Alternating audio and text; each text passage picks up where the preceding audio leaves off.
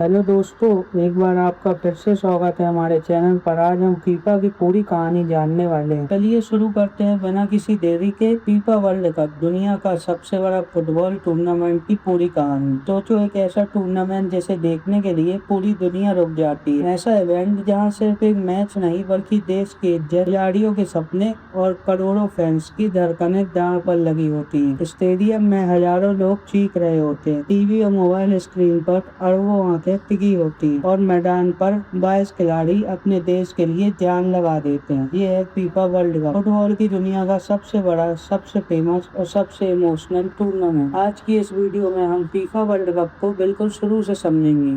हम बात करेंगे कि वर्ल्ड कप क्या होता है, इसका हिस्ट्री क्या है, ये कैसे शुरू हुआ, कैसे खेला जाता है, कौन कौन सी टीम्स और प्लेयर इसके लेजेंड्स बने, कौन से रिकॉर्ड सबसे ज्यादा फेमस हैं, और आखिर क्यों वर्ल्ड कप सिर्फ एक स्पोर्ट्स टूर्नामेंट नहीं बल्कि एक ग्लोबल सेलिब्रेशन बन चुका है।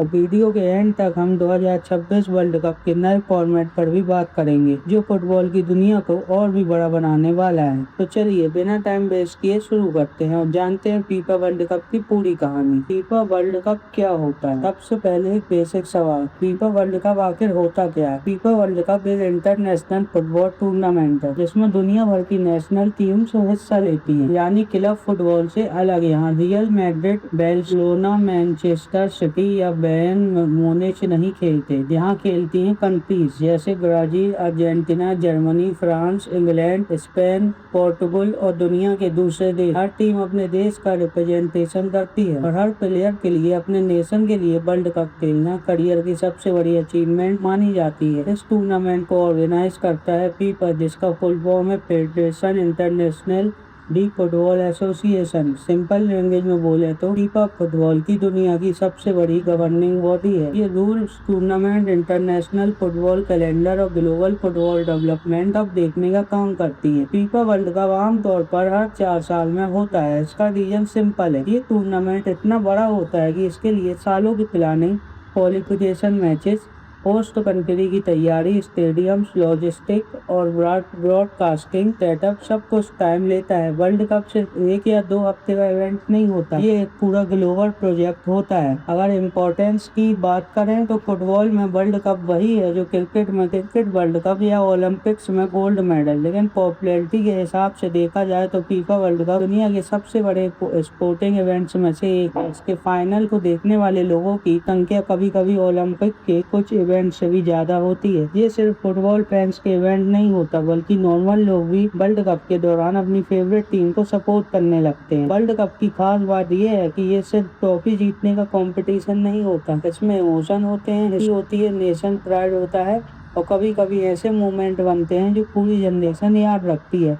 एक गोल, एक पेनाल्टी सेव, एक अपसेट या एक फाइनल, ये सब हिस्ट्री बन जाते हैं। अब आपके मन में सिर्फ एक ही सवाल आ रहा होगा, फीफा वर्ल्ड कप की शुरुआत कैसे हुई? तो ये 20वीं सेंचुरी के शुरुआती दिनों में फुटबॉल दुनिया के कई देशों में पॉपुलर हो चुका था। यूरोप में, साउथ अमेरिका में फुटबॉल का क्रेज तेजी से बढ़ रहा था। ओलंपिक्स में फुटबॉल होता था, लेकिन फीफा को लगने लगा कि फुटबॉल के लिए एक अलग और डेडिकेटेड इंटरनेशनल टूर्नामेंट होना चाहिए, जहाँ सिर्फ फुटबॉल पर फोकस हो। इसी सोच ने वर्ल्ड कप का आइडिया दिया। इस विजन के पीछे एक बहुत इंपॉर्टेंट नाम था, जूलियस रिमेट। ये फीफा के प्रेसिडेंट थे और इन्होंने ही वर्ल्ड कप को रियलिटी बनाने में सबसे बड़ा रोल प्ले किया। जूलियस रिमेट का सपना था कि दुनिया के अलग अलग देश फुटबॉल के जरिए एक साथ आए, कॉम्पीट करें और एक ग्लोबल फुटबॉल कल्चर क्रिएट हो। और फिर आया साल 1930। इस साल पहला फीफा वर्ल्ड कप ऑर्गेनाइज किया गया। पहला वर्ल्ड कप यूरुग्वे में हुआ था। यूरुग्वे उस टाइम फुटबॉल की बहुत स्ट्रॉन्ग टीम थी और उसने ओलंपिक्स में काफी सक्सेस हासिल की थी, इसलिए पहले वर्ल्ड कप की होस्टिंग उसे दी गई। 1930 के बाद वर्ल्ड कप में आज की तरह बहुत सारी टीम्स नहीं थी। उस टूर्नामेंट में सिर्फ 13 टीम्स ने हिस्सा लिया था। यूरोप से कुछ ही टीम्स गई, क्योंकि उस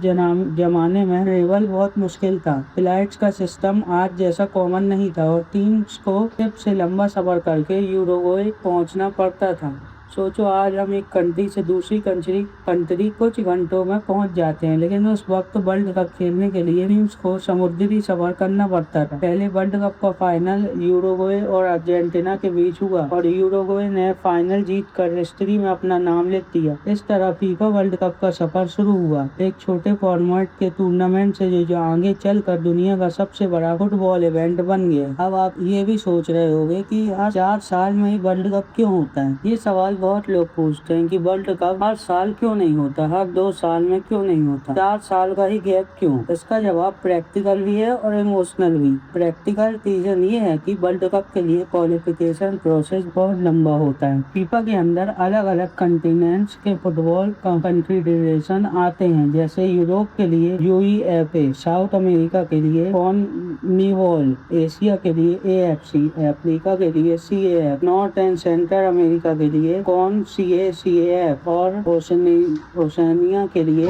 ओएफसी। इन सब रीजन में अलग क्वालिफिकेशन मैचेस होते हैं। डजन्स नहीं बल्कि हंड्रेड्स ऑफ मैचेस खेले जाते हैं ताकि फाइनल टूर्नामेंट के लिए टीम डिसाइड हो सके। दूसरा रीजन है होस्ट कंट्री की तैयारी, स्टेडियम बनाना या रेनोवेट करना, ट्रांसपोर्ट सिस्टम इम्प्रूव करना, hotels, training ground, security, ticketing, volunteer management, media facility, सब कुछ टाइम लेता है। वर्ल्ड कप होस्ट करना किसी एक नॉर्मल स्पोर्ट्स इवेंट को होस्ट करने जैसा नहीं होता। ये पूरे देश के लेवल पर प्लानिंग मांगता है। और तीसरा रीजन इमोशनल है। 4 साल का वेट वर्ल्ड कप को और स्पेशल बना देता है। सोचो अगर वर्ल्ड कप हर साल हो तो उसकी एक्साइटमेंट उतनी नहीं रहेगी, लेकिन जब फैंस को 4 साल वेट करना पड़ता है तब हर एडिशन और भी स्पेशल बन जाता है। एक प्लेयर के करियर में शायद सिर्फ 2 या 3 या मैक्सिमम 5 वर्ल्ड कप भी आते हैं, इसलिए हर एडिशन उनके लिए बहुत प्रीसियस होता है। कई लेजेंडरी प्लेयर ऐसे रहे हैं जो क्लब फुटबॉल में सब कुछ जीत गए, लेकिन वर्ल्ड कप जीतना उनका सपना रह गया। इसी से समझ आता है कि वर्ल्ड कप कितना बड़ा स्टेज है। तो अब हम लोग बात करते हैं कि वर्ल्ड कप का क्वालिफिकेशन सिस्टम कैसे काम करता है। फाइनल टूर्नामेंट में सिर्फ सिलेक्टेड टीम्स ही खेलती हैं,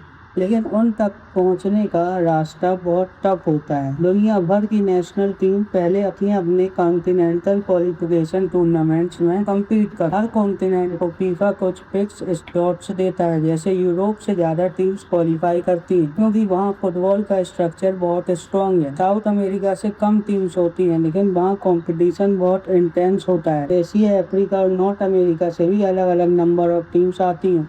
क्वालिफिकेशन के एग्जैक्ट फॉर्मेट हर कॉन्फेडरेशन में अलग हो सकता है। कहीं ग्रुप स्टेज होती है, कहीं होम एंड अवे मैचेस, कहीं प्लेऑफ्स। कुछ टीम सीधा क्वालिफाई कर जाती हैं, कुछ को इंटरकॉन्टिनेंटल प्लेऑफ्स खेलने पड़ते हैं। यानी वर्ल्ड कप का सफर एक्चुअल टूर्नामेंट से काफी पहले ही शुरू हो जाता है।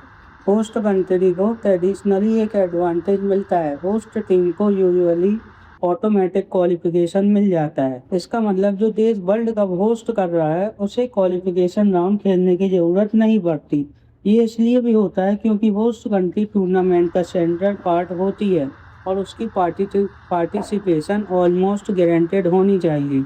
क्वालिफिकेशन राउंड्स में कई बार बहुत बड़े अपसेट भी देखने को मिलते हैं। कभी कोई स्ट्रॉन्ग टीम क्वालिफाई नहीं कर पाती, कभी कोई अंडरडॉग टीम सबको सरप्राइज कर देती है। इसी वजह से वर्ल्ड कप के लिए क्वालिफाई करना भी अपने आप में एक हर अचीवमेंट माना जाता है। सोचो दुनिया भर में इतनी सारी टीम्स फुटबॉल खेल रही हैं, लेकिन फाइनल वर्ल्ड कप स्टेज पर पहुंचती सिर्फ कुछ टीमें हैं, चुनिंदा टीमें। इसी वजह से वर्ल्ड कप तक पहुंचना ही एक बैज ऑफ ऑनर होता है। अब आते हैं टूर्नामेंट के कोर स्ट्रक्चर पर। वर्ल्ड कप एक्चुअल में खेला कैसे जाता है। पुराने और रिसेंट वर्ल्ड कप में आमतौर पर 32 टीम होती थी। इन 32 टीम को 8 ग्रुप में डिवाइड किया जाता था और हर ग्रुप में 4 टीम होती थी। ग्रुप स्टेज में हर टीम अपने ग्रुप की बाकी 3 टीम के साथ एक मैच खेलती थी। इसका मतलब हर टीम मिनिमम 3 मैचेस जरूर खेलती थी। ग्रुप स्टेज में पॉइंट सिस्टम यूज होता है। मैच जीतो तो 3 पॉइंट, ड्रॉ हो जाता है तो 1 पॉइंट, हार जाओ तो 0 पॉइंट। ग्रुप स्टेज के एंड पर हर ग्रुप की टॉप 2 टीम नॉकआउट स्टेज में पहुंचती है। यहाँ से टूर्नामेंट और भी डेंजरस हो जाता है, क्योंकि नॉकआउट में गलती की गुंजाइश बहुत कम होती है। अगर तुम मैच हार गए तो टूर्नामेंट से बाहर। नॉकआउट राउंड आमतौर पर इस सीक्वेंस में होते हैं: round of 3, quarter final, semifinal, third place match, final. Knockout match अगर 90 मिनट में ड्रॉ हो जाए तो एक्स्ट्रा टाइम होता है 30 मिनट का 2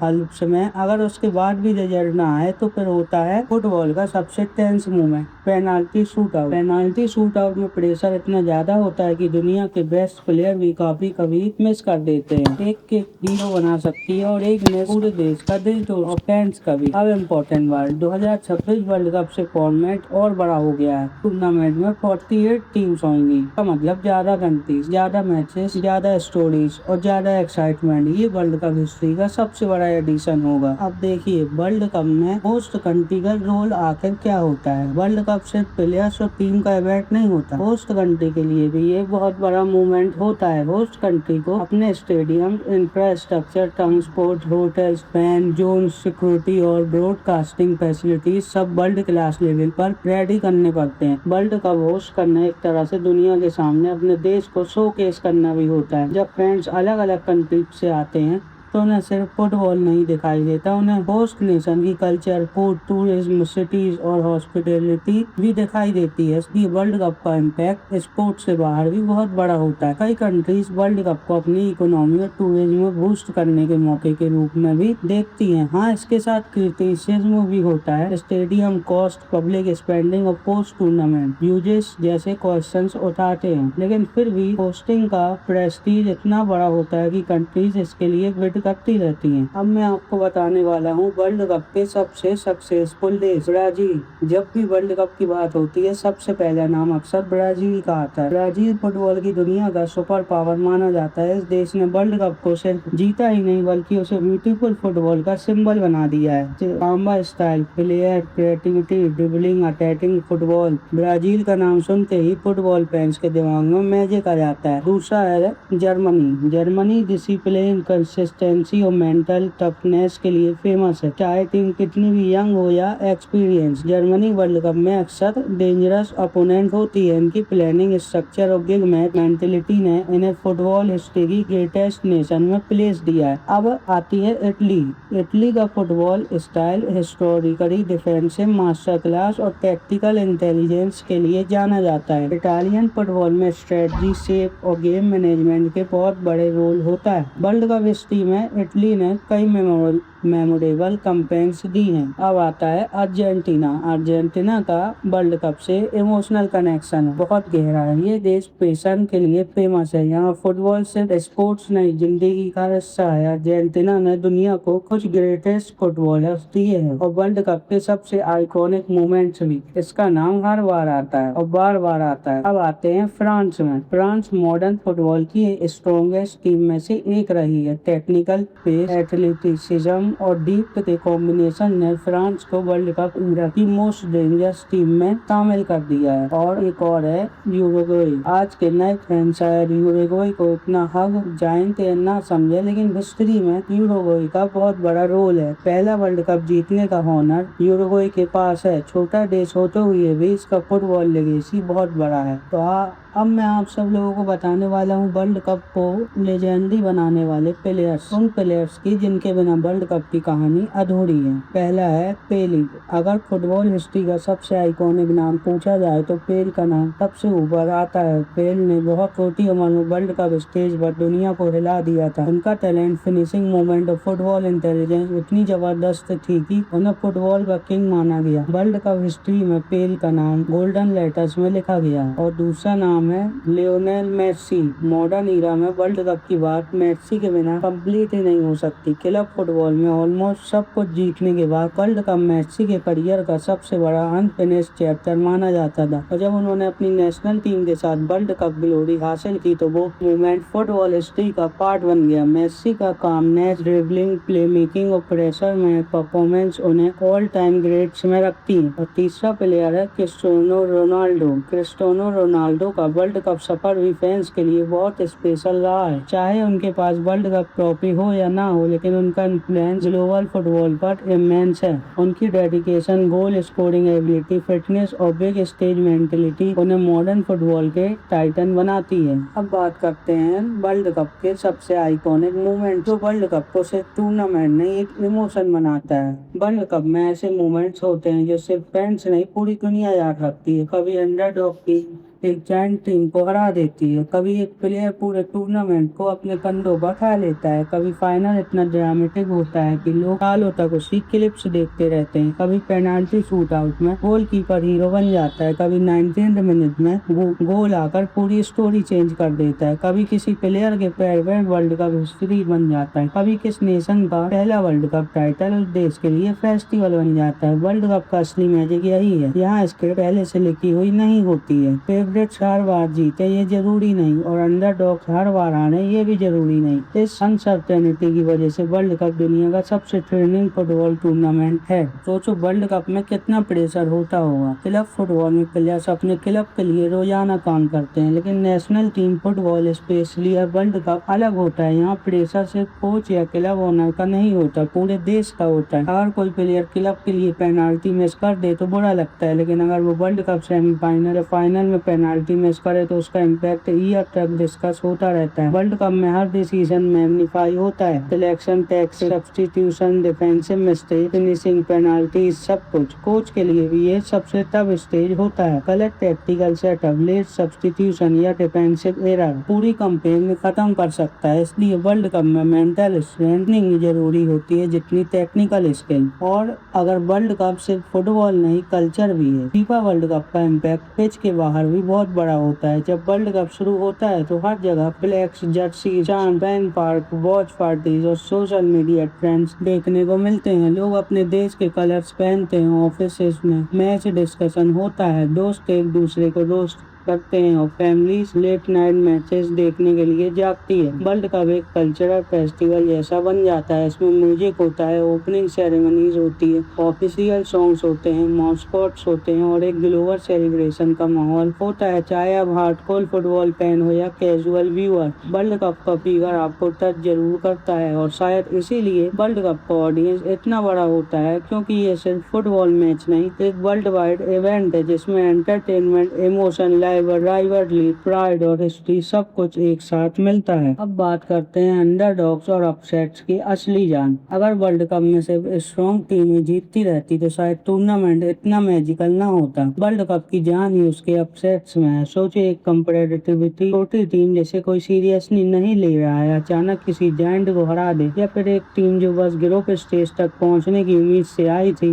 वो सेमीफाइनल तक निकल जाए। ऐसे मोमेंट्स फैंस को याद दिलाते हैं कि फुटबॉल में कुछ भी हो सकता है। अंडरडॉग स्टोरीज ही वर्ल्ड कप को ह्यूमन बनाती हैं, क्योंकि हर बार टीम के पास सुपरस्टार नहीं होते, लेकिन हार्ड डिसिप्लिन और टीम स्पिरिट से वो दुनिया को शॉक कर सकते। जब ऐसा होता है तब वर्ल्ड कप और भी ब्यूटीफुल लगने लगता है। और बात करते हैं अब अपन फाइनल मैच के एटमॉस्फेयर कैसा होता है। वर्ल्ड कप फाइनल को वर्ड्स में एक्सप्लेन करना मुश्किल है। सोचो 4 साल का इंतजार, क्वालिफिकेशन व सफर, group stage, knockout battles, injuries, pressure, comeback, tactics, emotion, सब कुछ आकर एक फाइनल मैच में कंडेंस हो जाता है। फाइनल के दिन पूरी दुनिया का फोकस एक स्टेडियम पर होता है। हर पास, हर टैकल, हर शॉट, हर सेव का वेट अलग होता है। प्लेयर जानते हैं कि उनके पास हिस्ट्री में नाम लिखने का मौका है। कोचेस जानते हैं कि एक सही या गलत डिसीजन उन्हें हीरो या विलेन बना सकता है, पर ऐसा नहीं है। फैंस जानते हैं कि शायद ऐसा मोमेंट फिर 4 साल बाद ही आएगा। और जब फाइनल में ट्रॉफी लिफ्ट होती है तब सिर्फ एक टीम नहीं जीतती, एक जनरेशन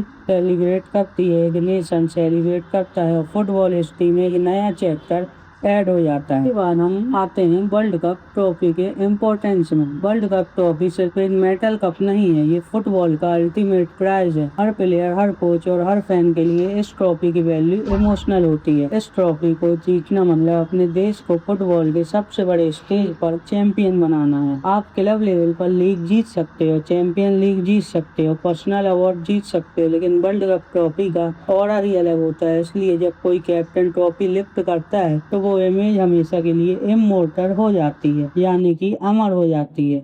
2026 की बात करते हैं। 2026 में फीफा वर्ल्ड कप में क्या नया आया है देखिए, तो फ्यूचर की, क्योंकि नेक्स्ट ईरा का वर्ल्ड कप फुटबॉल हिस्ट्री का सबसे बड़ा एडिशन होने वाला है। 2026 फीफा वर्ल्ड कप कई रीजन से स्पेशल है। सबसे पहली बड़ी बात, टीम्स की संख्या 32 से बढ़कर 48 हो गई है। इसका मतलब ज्यादा कंट्रीज को मौका मिलेगा, फुटबॉल का ग्लोबल स्पिरिट और बढ़ेगा। एशिया, अफ्रीका, नॉर्थ अमेरिका और दूसरे रीजन्स की रिप्रेजेंटेशन इम्प्रूव होगी और फैंस को नए मैचअप्स देखने को मिलेंगे। दूसरी बड़ी बात, 2026 वर्ल्ड कप को 3 कंट्रीज मिलकर होस्ट कर रही हैं, यूनाइटेड स्टेट, कनाडा और मेक्सिको। ये अपने आप में हिस्टोरिक है। इतने बड़े स्केल पर multi country hosting world cup को एक अलग लेवल पर ले जाएगी। स्टेडियम बड़े होंगे, ट्रेवल रूट्स अलग होंगे और इवेंट का साइज पहले से काफी बड़ा होगा। तीसरी बड़ी बात, मैचेस की टोटल संख्या भी काफी बढ़ जाएगी। ज्यादातर टीम्स का मतलब ज्यादा पिक्चर, ज्यादा स्टोरी, ज्यादा प्रेशर और ज्यादा एंटरटेनमेंट। फैंस के लिए ये फुटबॉल फेस्टिवल जैसा होगा। लेकिन इस एक्सपेंशन के साथ डिबेट्स भी हैं।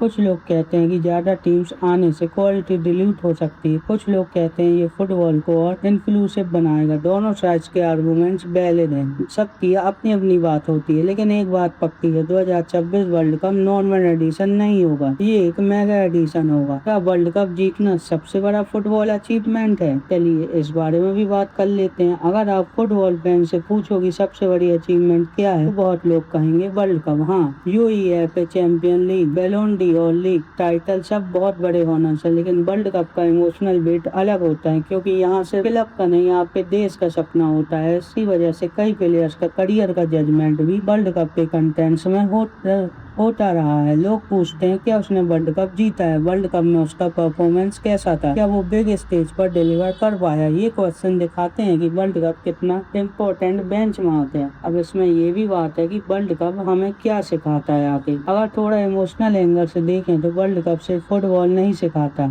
ये पेशेंस सिखाता है, टीम वर्क सिखाता है, प्रेशर में काम रहना सिखाता है, और ये भी सिखाता है कि टैलेंट के साथ मेंटलिटी कितनी जरूरी होती है। कभी बेस्ट टीम जीत जाती है, कभी मेंटलिटी स्ट्रॉन्गेस्ट टीम जीत जाती है, कभी सुपरस्टार टूर्नामेंट डोमिनेट करता है और कभी टीम स्पिरिट सब पर भारी पड़ जाती है। वर्ल्ड कप हमें याद दिलाता है कि स्पोर्ट्स में सर्टेनिटी नाम की चीज नहीं होती, और शायद इसकी अनप्रेडिक्टेबिलिटी की वजह से हम इसे इतना प्यार करते हैं। अब एक सिंपल सा रिकेप करते हैं, एक क्विक रिकेप कर लेते हैं, है ना। फीफा वर्ल्ड कप दुनिया का सबसे बड़ा इंटरनेशनल फुटबॉल टूर्नामेंट है। इसकी शुरुआत 1930 में हुई थी। ये हर 4 साल में होता है। दुनिया भर की नेशनल टीम्स क्वालिफिकेशन राउंड्स खेलती हैं और बेस्ट टीम फाइनल टूर्नामेंट तक पहुंचती हैं। टूर्नामेंट में ग्रुप स्टेज और नॉकआउट राउंड्स होते हैं। Brazil, Germany, Argentina, Italy, France और यूरुग्वे जैसे देशों का वर्ल्ड कप हिस्ट्री में बड़ा रोल रहा है। पेले, मैराडोना, मेसी, रोनाल्डो जैसे लेजेंड्स ने वर्ल्ड कप को इमोर्टल बनाया है, और 2026 से वर्ल्ड कप और भी बड़ा होने वाला है, क्योंकि टीम्स की संख्या 48 हो जाएंगी। अब आखिरी बात करते हैं, और ये सबसे इम्पोर्टेंट है। तो दोस्तों, अब आप समझ ही गए होंगे कि फीफा वर्ल्ड कप सिर्फ एक फुटबॉल टूर्नामेंट नहीं, ये हिस्ट्री है, लेगेसी है, प्रेशर है, एंटरटेनमेंट है, और सबसे बढ़कर हमारा इमोशन है। ये वो स्टेज है जहाँ लेजेंड्स बनते हैं, अंडरडॉग्स हिस्ट्री लिखते हैं और फैंस अपने देश के लिए दिल से जीते हैं। हर वर्ल्ड कप के साथ नए हीरोज आते हैं, नए विलेंस बनते हैं, नए रिकॉर्ड्स टूटते हैं और नए मोमेंट्स दुनिया की यादों में बच जाते हैं। इसलिए जब भी वर्ल्ड कप आता है, दुनिया के करोड़ों लोग एक ही इमोशन में जुड़ जाते हैं, फुटबॉल। अगर आपको फुटबॉल पसंद है तो वर्ल्ड कप आपके लिए फेस्टिवल है, और अगर आप फुटबॉल के रेगुलर फैन नहीं भी हो तो वर्ल्ड कप ऐसा इवेंट है जो आपको अपनी तरफ खींच ही लेता है, क्योंकि इसमें सिर्फ गेम नहीं होता, इसमें कहानी होती है। अगर आपको ये वीडियो पसंद आई हो तो वीडियो को लाइक करो, चैनल को सब्सक्राइब करो, कमेंट में जरूर बताओ कि आपकी फेवरेट वर्ल्ड कप टीम कौन सी है और आपका फेवरेट प्लेयर कौन सा है। आपके हिसाब से फुटबॉल हिस्ट्री का ग्रेटेस्ट वर्ल्ड कप प्लेयर कौन है। मिलते हैं नेक्स्ट वीडियो में एक और जबरदस्त टॉपिक का। तब तक के लिए धन्यवाद और फुटबॉल का जुनून जिंदा रखिए।